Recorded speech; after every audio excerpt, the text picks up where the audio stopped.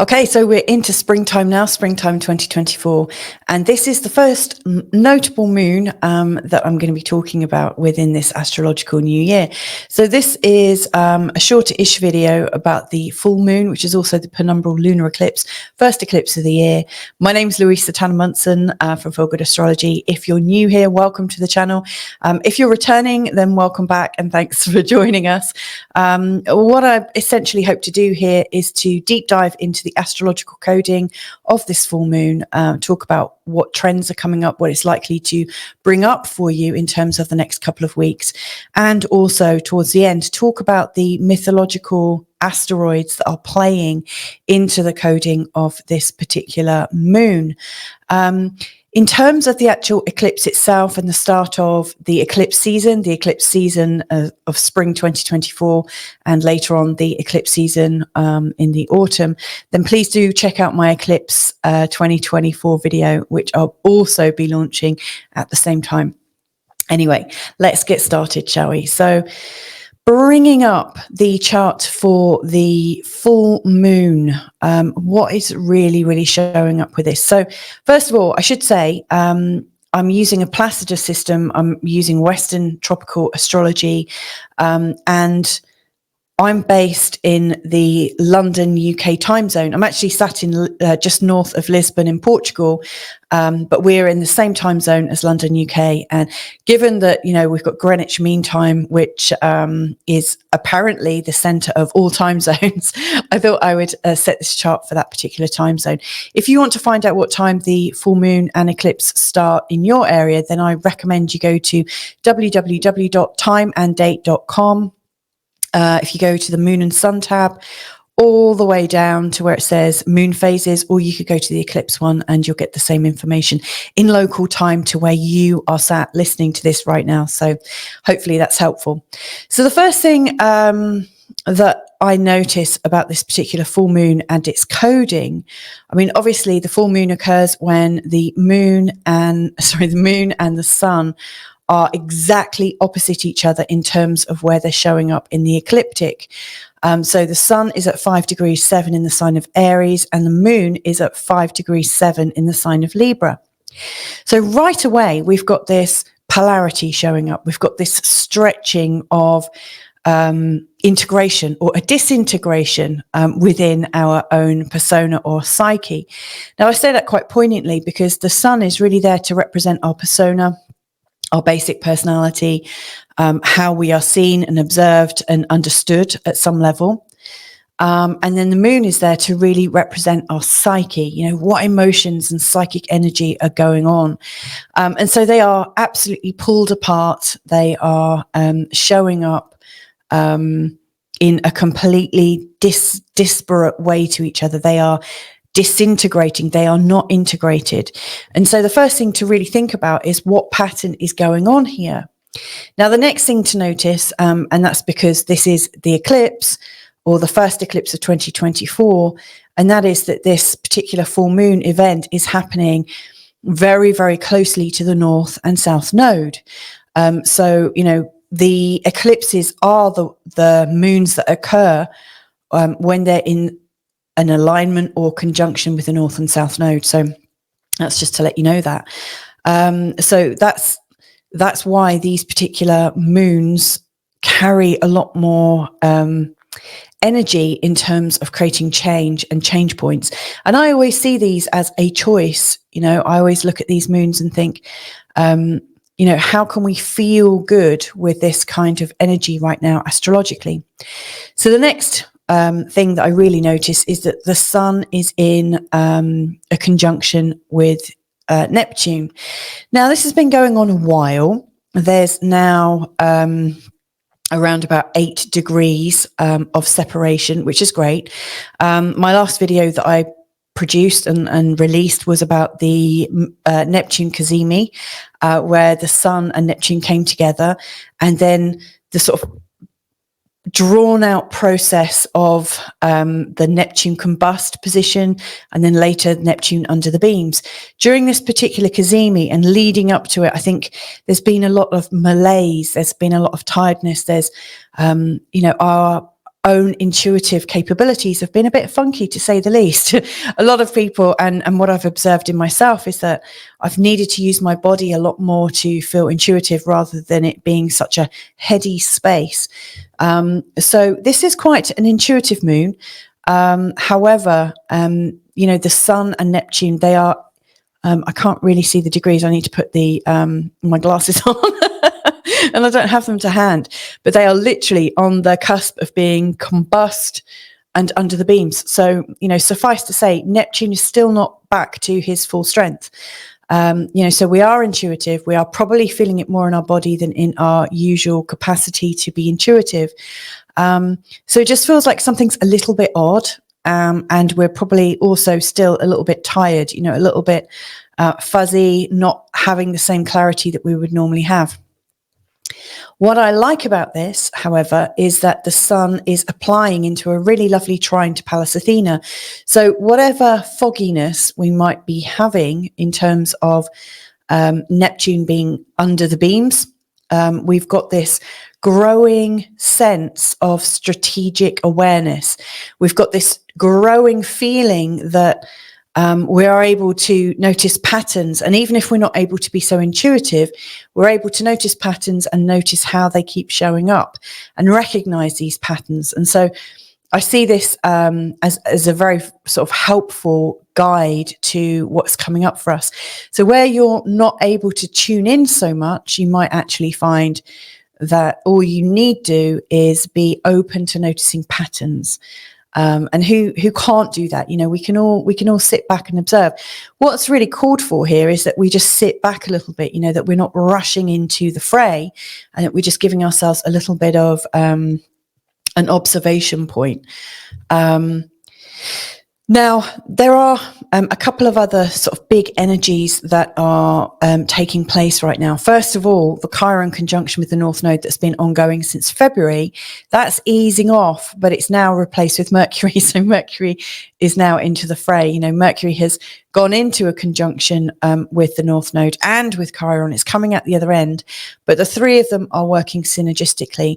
Also, Mercury is stationing. Mercury has slowed right down and is getting ready for his first retrograde of the year. So between this full moon and penumbral lunar eclipse and the total solar eclipse, expect to find the Mercury retrograde coming in strong. And it's in the sign of Aries. So given its proximity to Chiron and the North Node, expect people to be actually the retrograde activity to be quite, I don't want to say spiteful, but aggressive. Don't expect people to be quite as amenable as usual. They're most likely to be talking quite sharply from a place of hurt and also from a place of frustration. Are their planned life changes going as smoothly as possible? I don't think so. So people may well be using this retrograde energy and also the full moon energy over the next couple of weeks to really lash out and kind of help ourselves feel a bit justified at a time when actually we're really not feeling that sure of ourselves. So yeah, that's something worth observing. We've also got the Jupiter-Uranus trine, which is coming on in leaps and bounds. So, we've all been aware of this for quite some time. Every 14 years or so, Jupiter and Uranus come together in a lovely conjunction, bringing awareness, bringing a sense of change, bringing a sense of invention, newness, and also an opportunity to capture and use a sort of higher, freer, more sovereign-based consciousness. So I see this as being absolutely marvelous. I see this as a really beautiful energy. Now, it just so happens that throughout March, these two bodies have been getting closer and closer, and Jupiter is now moving at some speed to catch up and connect with Uranus. And on the 21st of April, they're going to be exact, like I said, for the first time in 14 years. So this energy is already coming in. It's a bit, the flavor of invention, the flavor of expansion and change is coming up. It's upon us. It's also in a really lovely set of sextiles. So we've got this lovely, sort of inventive energy in a sextile to the conjunction between Saturn and Venus, really giving us the opportunity to feel that we can be graceful and determined, or reasonable, and I say conservative with a small c, not necessarily in a political sense, but, we are erring on the side of caution, but feeling good about it. This is a time to experience that sense of excitement with this energy, and yet not go overboard. It's almost a sense of proportion that I really like about this particular lineup. And also, these guys are also beautifully lined into Ceres, which is all about how we're nurturing ourselves, looking after ourselves, and feeling like we're in alignment with the cycles of life. Ceres is very much about being in the flow of the cycles. At the time of this penumbral lunar eclipse and full moon, we've just had the start of spring, which is one of the biggest cycles astrologically, as the sun comes to 0 point in the sign of Aries. So that was there just 5 days ago on the 20th of March. I say that it's actually 3 days ago. I'm recording this on the 23rd. But, at the time of this full moon, the sun has moved on 5 degrees, but it's still essentially the start of a new cycle, the start of spring, taking us through to the summer solstice. So, this is all about cycles, the cycles of life, and the continuation of the start of a story. We kind of develop it, we grow it, we get it as big as it can, and then we start to reel it back in, ready to start a new story. So we're really, really mindful of these particular energetics. We've also got lovely moon trine Pluto energy, which you can see here. These are, I think, really optimistic moments in time where we feel like anytime we apply a little bit of focus to what really interests us in an emotional way, we get this sense of, I'd like to say possibility, but it's not so much possibility. It just feels like we are transforming. It doesn't matter if there's possibility or not. It just feels like the wheels are moving, they are turning. And the other thing that I really like about this is also the Mars trine Vesta energy as well. So here's Mars at 1 degrees in the sign of Pisces, connecting to Vesta right at the end of Gemini. I think this energy is really giving us a sense that we can feel determined, we can get that sense of vitality, but vitality is really kicking in when we are living by our truth. So there's a lot going on with this full moon and eclipse, even without the asteroids. But let's bring in an even deeper look right now. So what I'm doing is just going to the next. Oh, in fact, before I do that, I just want to put a shout out and thank all the sponsors of the show. I really, really appreciate your love and support. It really, really makes the world of difference to me. So thank you so much. But anyway, let's have a look at this full moon with asteroids.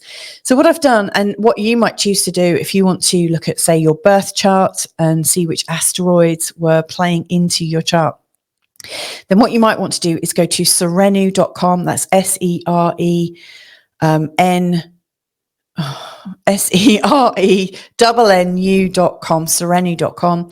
And all you need to do is put in your time, place and date, and also the longitude and latitude of where you are. Press go, and it will bring up a whole list of asteroids, centaurs, trans-Neptunian objects, TNOs, all sorts of different and also Uranian points, whatever you're really looking for. If it's a point that can be recorded within the cosmos, it's most likely there. And you can see what's playing into your sun and moon, for example, and then do a bit of research about each of these points. Now, what I've done is I've put in the time, place and date of this particular full moon eclipse. I've gone with the time of the full moon. In the eclipse video, I used the chart for the maximum moment of the eclipse, which isn't necessarily the exact moment of the full moon. So it's ever so slightly different. However, at the time of this particular full moon, I've picked the asteroids that are really playing into those degrees. So, for instance, we've had Hidalgo. I've spoken about Hidalgo in recent months. I think I've also... it says hero, it's meant to say Hera. but we've had Hera before. And I believe we've also had a look at Ixion before. We've also got Sappho, Circe, and Diana. So these are all mythical objects, and they all have attached stories. And I always think that the coding of the cosmos, the coding of the asteroids, and their attached stories or associated stories give us a lot more information to go on. So I'm just going to weave in some of these stories, and maybe they'll mean something to you in your particular unique situation right now. So the first thing that I notice is asteroid Hidalgo is highlighted once again.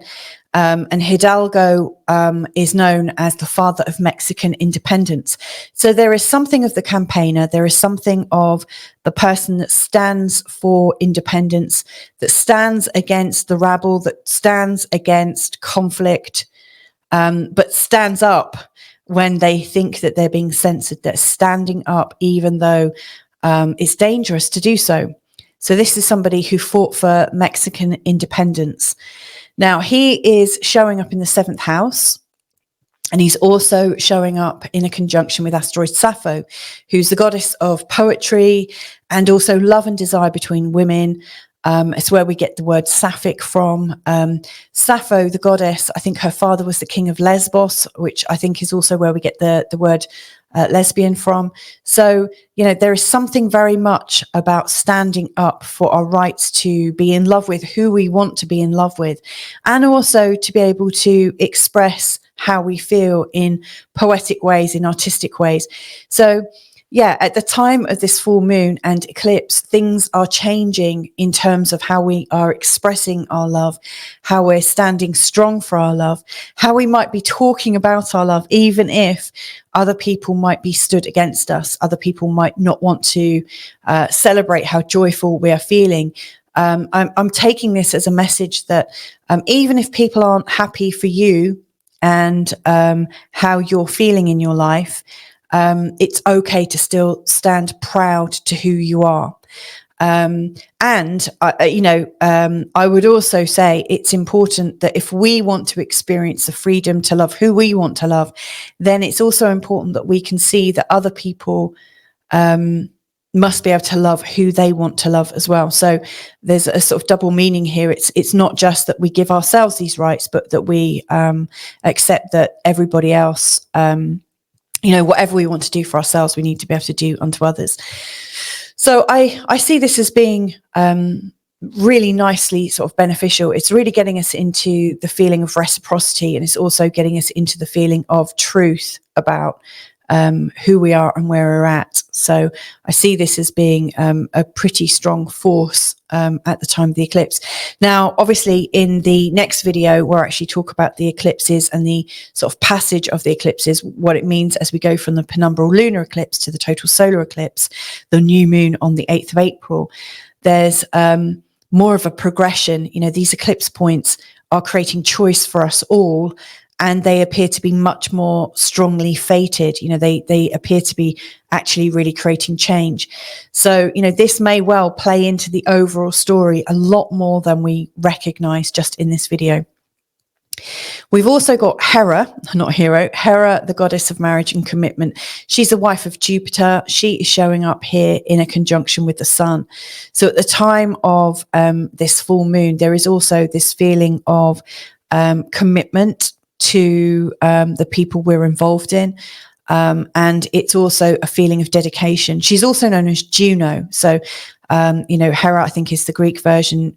Juno is the Roman version. But essentially, they are both married to Jupiter because they're the same person. She is about commitment and the dedication that we pay somebody that we absolutely adore. Now, she is also known for all of her commitment. She's also known as a very sort of sensuous goddess. In particular, Juno, her other counterpart, shows up sometimes as sensuality and sexuality. and sometimes as something extramarital, because we can get very fixated. She can also show up as somebody who is really quite jealous because of her attachment to her relationship. She really jealously guards it and can be quite possessive. So here we've got this energy of really fixed and intense feeling for our partners, or actually for the object of our attraction. Now, Ixion is showing up just up here in the 9th house, in a square to Hera and the sun. In mythology, Ixion was a centaur who really had some pretty awful behaviors. So he murdered his father-in-law, which is obviously frowned upon, though I'm sure lots of people, do feel a lot of tension with in-laws. So anyway, he murdered his in-law, and he was looking to be pardoned, and Jupiter pardoned him and helped to release him from the burden of having, been a murderer. Now, he was given a lucky break, and did he thank Jupiter for it? No, he didn't. What he did was he went behind Jupiter's back and seduced Hera, and then he got into some really hot water, so Jupiter basically decided to punish him, because, he was ungrateful, he was disrespectful, he threw away his chances, he was really unrepenting for his behavior. And even when he was given another chance, he kind of just threw it away, So this is, I think, a symbolism of, where we're deeply ungrateful, where we really don't appreciate the chances in life that we're given, where we really are channeling the shittiest of behaviors that we can think of. I mean, Ixion's behaviors weren't really promoting life. They weren't really promoting the benefit of anyone. If anything, they were trying to destroy people's lives. So Ixion here is a symbol of where we are kind of spiteful and very willfully damaging the property, the love, the affection of others, and where we're really not trying to help people feel good. We're really kind of sowing the seeds of misery. So in return, he was punished to be caught up in a fiery wheel for the rest of his life, flying through space. And so, yeah, he definitely got punished there, and there was no forgiveness from that. He was, I'm guessing if the story is still true, in terms of mythology, he's still flying through space in this kind of stasis where he gets to consider his behavior. So, yeah, this is a very, very strong message of judgment and punishment. So, as I go through the rest of these, I might sort of attempt to see how these all fit together. We've also got Circe. I don't exactly know how we pronounce her name, but she's a goddess of enchantment, and she is very, very natural, using potions and herbs, and where she, where people fall foul of her, or who anger her and displease her, she uses her herbs and potions to turn them into animals. So, she loves animals. She loves her potions and herbs. So she's very, very natural. She's very magical. She's absolutely capable of, she's capable of changing situations. And she's absolutely judging situations based on her own ethics or her own morality, and she takes action. So very much like Jupiter has, and Jupiter is here, in a conjunction with Uranus.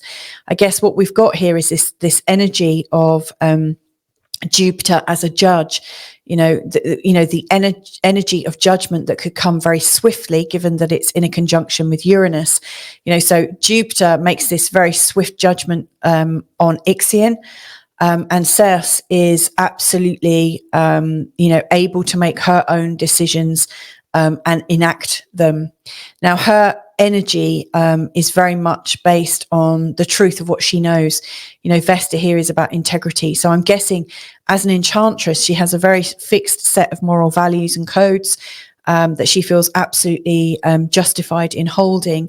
And it becomes the truth that leads her to make and take these very, very strong actions.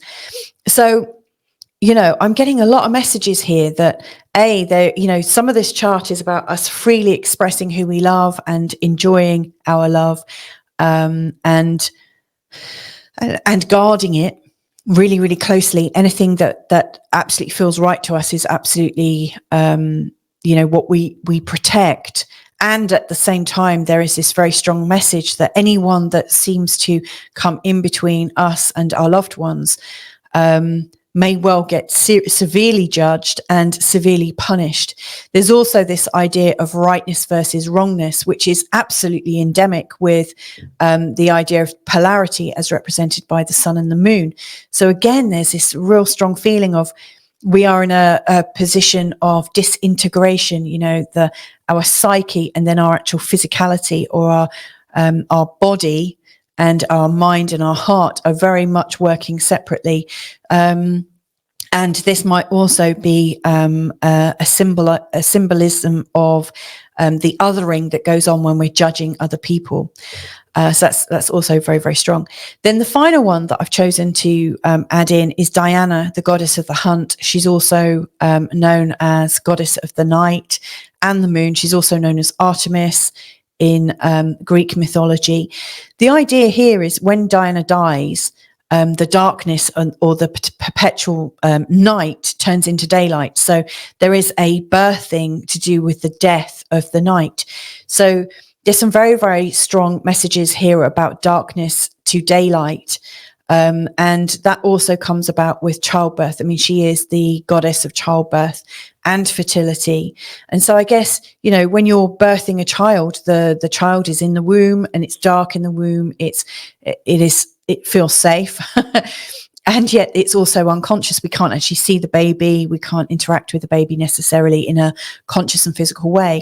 And when she's birthing the child, all of a sudden, everything becomes conscious. It comes into daylight, from the darkness of the womb into the birthing of the daylight. So again, there is this idea of a choice point with Diana.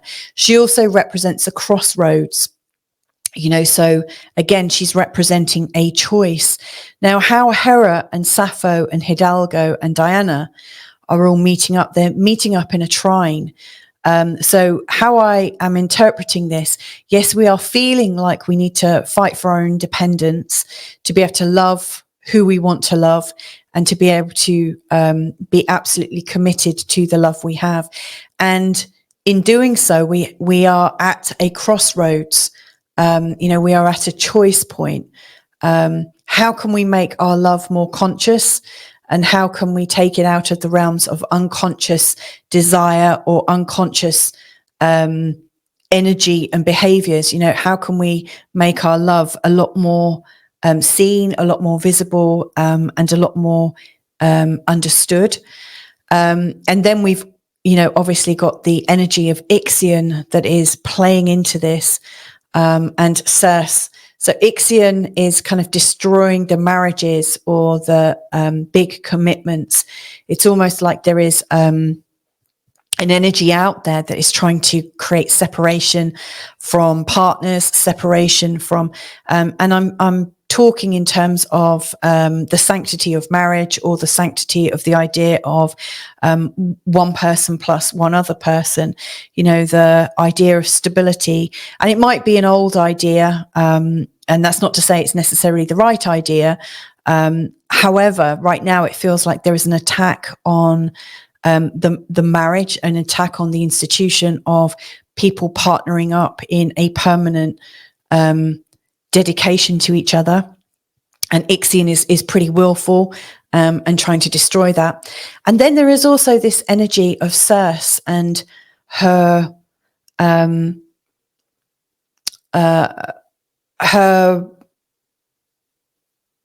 magic that she weaves if she is displeased with what's going on. And so it also feels like there's an attack on people just being in love in the way that they want to love. So what I imagine is going to be happening around this time of the full moon and penumbral lunar eclipse and the following 2 weeks, because these eclipse points often bring up the energy for the next couple of weeks. I imagine there will be talk in the news about the sanctity of marriage and also the sanctity of being able to choose your partner for the reasons that are right for you, and that there will be opposition from both positions. So it almost feels like however love is occurring right now, there is a sense of opposition. There is a sense that or a feeling that any kind of love is being torn apart right now, no matter how it comes up.